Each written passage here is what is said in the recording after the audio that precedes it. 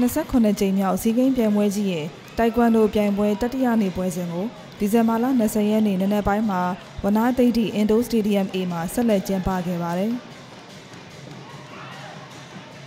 တိုက်ကွမ်ဒိုအားကစားနည်းမှာကောက်ွက်ပြိုင်ပွဲအတိုက်ပြိုင်ပွဲ2မျိုးရှိပြီးယခုကျင်းပနေတဲ့စီးကိန်းပြိုင်ပွဲမှာကစားနည်း2မျိုးလုံးကိုထည့်သွင်းကျင်းပခဲ့ပါတယ်။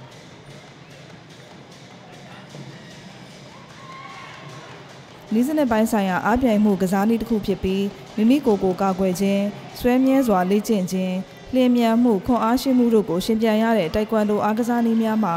ပါဝင်ရှင်ပြိုင်တဲ့မြန်မာအသင်းရဲ့ရှင်ပြိုင်ခဲ့မှုများကိုလည်းအခုလိုသိရပါတယ်။